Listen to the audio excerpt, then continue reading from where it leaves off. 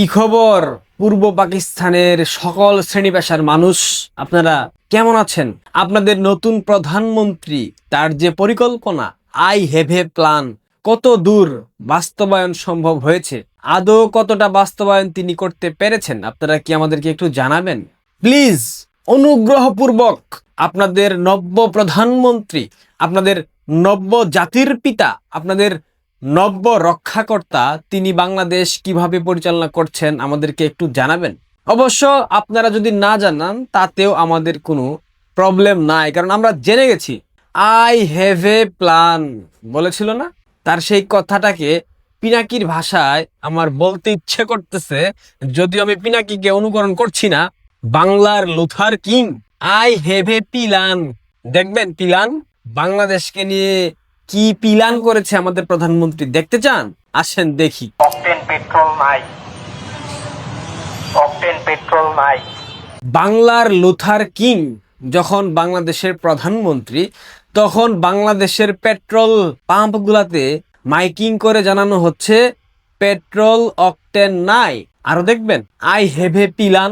দেখেন পাম্পে ঝুলছে তেল নেই বোর্ড, বাজারে 300 টাকায় বিক্রি হচ্ছে পেট্রোল। স্থানীয় পুলিশ প্রশাসনের সহযোগিতায় ফিলিং স্টেশন চালু রাখতে হবে।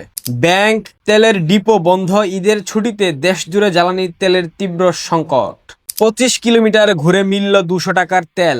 যে কোনো সময় বন্ধ হয়ে যেতে পারে দেশের সমস্ত পেট্রোল পাম্প। কেমন দিল I have a plan.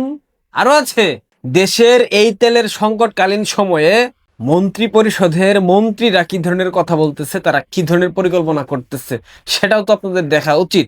I have a plan বলে একটা কথা আছে না। তেলের কোনো সংকট নেই, মুক্তিযুদ্ধ মন্ত্রী। তেলের সংকট আছে কি নাই সেইটা বলবে জ্বালানি মন্ত্রী কিংবা জ্বালানি প্রতিমন্ত্রী, যেই থাকুক না কেন, কিংবা প্রধানমন্ত্রী।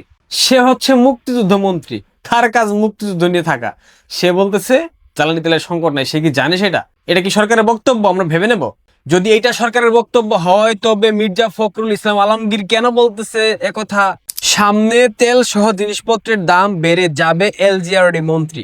Wow, so nice, so beautiful. Mirza সাহেব, আপনি এই কথা বলে মূলত একটা জঘন্য কাজ করে গেলেন। সেটা হলো এই যে মির্জা ফখরুল সাহেব কথাগুলা বললেন, এটা শোনার পর বাংলাদেশের অসাধু যে ব্যবসায়ী সিন্ডিকেট আছে, তারা প্রচুর পরিমাণে তেল মজুত করবে, পেঁয়াজ থেকে শুরু করে প্রয়োজনীয় নিত্য প্রয়োজনীয় জিনিসপত্র সংরক্ষণ করবে। এর ফলে কালোবাজারি সিন্ডিকেট সবকিছু নিয়ন্ত্রণ করবে এবং দ্রব্যমূল্যের দাম অতিরিক্ত বেড়ে যাবে।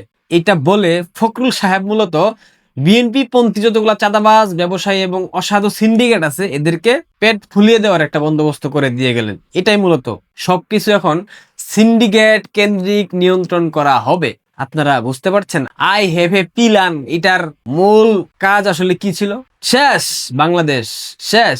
দেশে জ্বালানি সংকট, পেট্রোল নাই, অকটেন নাই, কিছুদিন পর ডিজেলের সংকট দেখা দেবে। কিন্তু বাংলাদেশ আওয়ামী লীগের যারা অনলাইন অ্যাক্টিভিস্ট আছেন, তারা এগুলো প্রচার করতেছেন না। তারা আছেন জাইমা রহমান চেলসিতে খেলছে কিনা এটা নিয়ে।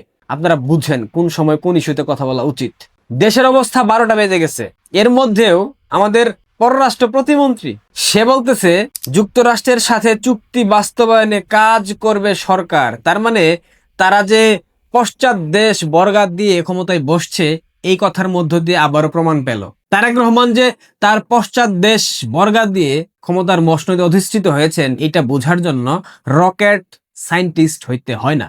আমাদের চোখে যতই কালো পর্দা দিয়ে রাখা হোক, আমাদেরকে যতই টুপি পরানো হোক, আমাদেরকে যতই টিনের চশমা পরিয়ে রাখা হোক, আমরা বুঝতে পারি, আমরা জানি, আমরা বুঝি ওইটুক সক্ষমতা আমাদের আছে তারা কোন প্রক্রিয়ায় বাংলাদেশের শাসন ক্ষমতায় অধিষ্ঠিত হয়েছে। রাশিয়ার তেল কিনতে মার্কিন যুক্তরাষ্ট্রের সহায়তা চেয়েছিল না বর্তমান সরকার, কিন্তু মার্কিন যুক্তরাষ্ট্র বাংলাদেশকে রাশিয়ার তেল কিনতে কোনো প্রকার ছাড়পত্র দেয়নি, অর্থাৎ অনুমতি পায়নি বাংলাদেশ। যার কারণে বাংলাদেশে তেলের সংকট দেখা দিয়েছে। এবং এই সংকট থেকে কিভাবে বাংলাদেশের উত্তরণ হবে আপনারা কি জানেন? বিদ্যুতের সংকট, এর মধ্যে যদি জ্বালানি সংকট হয়, আপনাদের ফসল উৎপাদন করবেন কিভাবে? সেচ কার্যক্রম পরিচালনা করবেন কিভাবে? একবার ভেবে দেখেছেন? ভাবেন নাই? শেখ হাসিনা ক্ষমতায় থাকলে এতদিন আপনাদের একদম ফেলতেন। এখন আপনাদের কথা বের হচ্ছে না, এখন আপনারা কথা বলতে পারেন না। তারেক রহমান বাংলাদেশে প্রত্যাবর্তনের পর সে যখন প্রধানমন্ত্রী হয়নি, তখন আমি বলেছিলাম তারেক রহমান না, তারেক রহমানের পিতা জিয়াউর রহমানকে সৃষ্টিকর্তার কাছ থেকে যদি আবারও প্রেরণ করা হয়, তিনিও বাংলাদেশ স্বাভাবিকভাবে পরিচালনা করতে পারবেন না, কারণ বাংলাদেশকে ফুকলা বানিয়ে গেছে ইউনূসের অন্তর্বর্তীকালীন সরকার। যদিও যাহাই ইউনূস তাহাই জামাত তাহাই বিএনপি, এবং ইউনূসের সরকারের একটা সংস্করিত ভার্সন তারেক রহমানের বর্তমান সরকার, এর মধ্যে কোনো প্রকার পার্থক্য নাই, কিন্তু ইউনূস তো বাংলাদেশকে ফুকলা বানিয়ে গেছে। বাংলাদেশের অর্থনীতি থেকে শুরু করে বাংলাদেশের প্রত্যেকটা সেক্টরকে বিপাকের মধ্যে ফেলে গেছে, যে বিপাক থেকে, সংকট থেকে উত্তরণ করা তারেক রহমানের পক্ষে সম্ভব না, খোদ জিয়াউর রহমান আসলেও সম্ভব না। একথা আমি আরো 6 মাস যাবত বলতেছি, আপনারা কেউ বিশ্বাস করেন নাই। এখন দেখতে পাচ্ছেন তো, জ্বালানি সংকট পুরো বিশ্বে দেখা দিচ্ছে। এটা আমি স্বীকার করি, এটা আমি মানি, একথা আমি অস্বীকার করব না। কিন্তু বিশ্বের প্রত্যেকটা দেশ কিন্তু ঘোষণা দেয়নি সরকারের পক্ষ থেকে সেই সব দেশের সকল পেট্রোল পাম্প বন্ধ হয়ে যাবে, পেট্রোল পাম্পে অকটেন পেট্রোল কোনো কিছু নাই, শেষ হয়ে গেছে। 1 লিটার পেট্রোলের দাম তো 300 টাকা হয়নি পৃথিবীর কোনো দেশে, বাংলাদেশে হয়েছে। বাংলাদেশে অসাধু ব্যবসায়ীদেরকে অতিরিক্ত মুনাফা আদায় করার জন্য যত ধরনের ফন্দি আটা দরকার, সকল ফন্দি আটতেছে এই সরকার, এবং এটা ঘোষণা দিয়ে বলতেছে মির্জা ফখরুল। এরপর আপনারা কি বলবেন? কি বলার থাকে আপনাদের বলেন? বাংলার লুথার কিং এর I have a plan, I have a plan কি বাংলাদেশের মানুষের উপর বুলডোজার চালানো? ওইটাই তো আমি দেখতে পাচ্ছি এখন, এর বাইরে তো আমি আসলে কোনো কিছু দেখছি না। এখন আপনারা অনেকে প্রশ্ন করতে পারেন, এটা তো বৈশ্বিক সংকট, জ্বালানি সংকট, ইরান ইসরায়েল যুদ্ধ, এর কারণে বৈশ্বিক সংকট দেখা দিয়েছে। ভাই, কোভিডের সময় বিশ্বের বিভিন্ন দেশ হিমশিম খেয়েছিল, সংকটে পড়ে গিয়েছিল। তৎকালীন সময়ে কিন্তু বঙ্গবন্ধু কন্যা শেখ হাসিনা একক হাতে সবকিছু সামাল দিয়েছেন।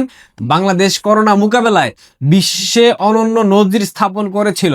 তৎকালীন সময়েও কিন্তু অর্থনৈতিক সংকট দেখা গিয়েছিল, কিন্তু শেখ হাসিনা একক হাতে সামাল দিয়েছেন, কারণ তার সেই সক্ষমতা ছিল, তার সেই কূটনৈতিক দক্ষতা ছিল, যেটা ইন্টারমিডিয়েট পাস বাংলার লুথার কিং প্রধানমন্ত্রী নাই। এই সিম্পল সত্যটুকু আপনারা কেন স্বীকার করতে চাচ্ছেন না? ভালো কথা, ভালো হয়েছে তো, পেট্রোল নাই, অকটেন নাই। তোমরা ফকিন্নি, তোমরা থাকো পূর্ব পাকিস্তানে, পশ্চিম পাকিস্তানের ভাই, তোমরা চালাবা নসিমন, তোমরা উঠবা অটোতে, ভটিতে, তোমরা উঠবা ভ্যান গাড়িতে, তোমরা উঠবা পায়া চালিত রিক্সাতে। তোমরা কেন ভাই প্রাইভেট কার ব্যবহার করবা? তোমরা কেন ভাই দামি দামি গাড়ি ব্যবহার করবা, যেখানে এসি চালাইতে পেট্রোল অকটেনের প্রয়োজন হয়? দরকার নাই তো। যে দেশের প্রধানমন্ত্রী ইন্টারমিডিয়েট পাস, সেই দেশে এসি ব্যবহার করা গাড়িতে, এটা তো বিলাসিতা। সেই দেশে রেঞ্জ রোভার, প্রাডো, বিএমডাব্লিউ এইসব গাড়ি ব্যবহার করা তো বিলাসিতা। যে দেশের প্রধানমন্ত্রী ইন্টারমিডিয়েট পাস, সেই দেশে কেন অফিস আদালতে এসি রাখতে হবে?